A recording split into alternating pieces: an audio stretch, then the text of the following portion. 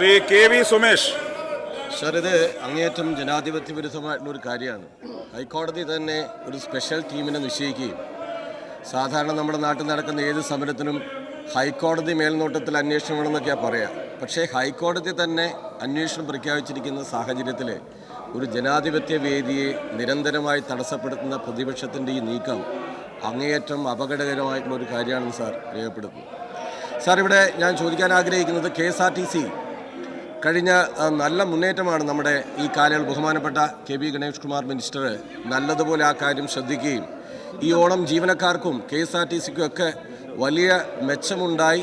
നല്ല നിലയിൽ അവർക്ക് അഡ്വാൻസ് ചെയ്ത് ശമ്പളം കൊടുത്തു.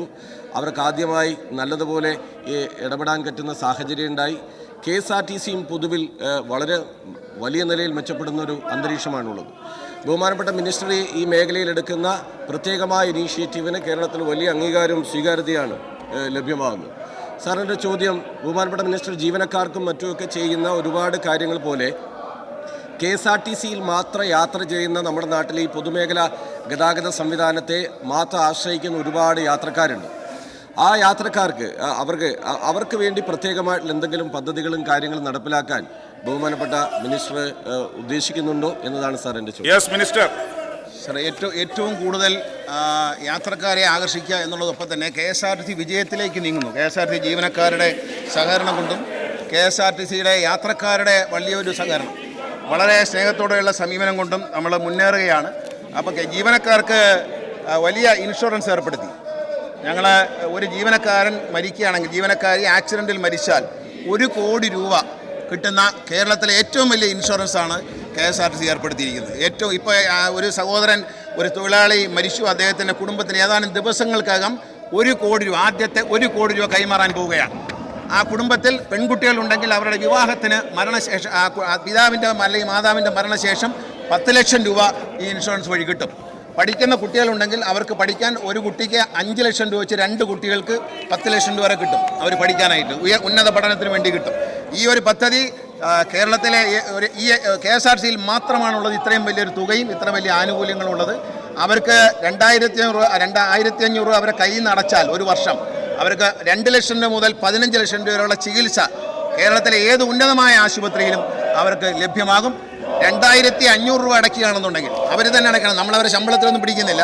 അടയ്ക്കാൻ അവർ തയ്യാറായാൽ 3 ലക്ഷം രൂപ മുതൽ 30 ലക്ഷം രൂപ വരെയുള്ള ചികിത്സ അവർക്ക് കേരളത്തിൽ ഫ്രീ ആണ്. KSRTC ജീവനക്കാർക്ക് ഇതെല്ലാം ചെയ്യുമ്പോൾ ഈ ഓണത്തിന് ശമ്പളം, ആനുകൂല്യം എല്ലാം നൽകി KSRTC എല്ലാ ഡിപ്പോയിലും ഓണം ആഘോഷിച്ചു ജീവനക്കാർ. ആ സന്തോഷത്തിൽ നമ്മളെല്ലാം പങ്കുചേർന്നു. അതിൻ്റെ വലിയ വിജയമുണ്ടായി. പക്ഷേ യാത്രക്കാർക്ക് എന്താണ് എന്ന് ആലോചിക്കുമ്പോൾ KSRTC വരുമാനം വർദ്ധിക്കുമ്പോൾ, KSRTC ഉയരുമ്പോൾ നാട്ടുകാർക്ക് ഗുണം ചെയ്യണം. 2012 ഇറങ്ങിയ ഒരു ഉത്തരവുണ്ട്.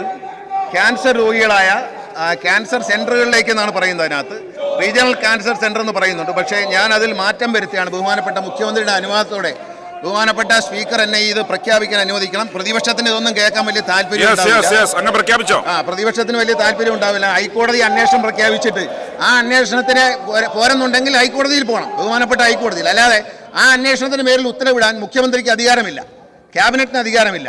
എന്നിട്ട് അതെല്ലാം വെച്ചുകൊണ്ട് അദ്ദേഹം ഇത് കേൾക്കാം. ഇതൊരു സ്നേഹത്തോടെ കേൾക്കണം.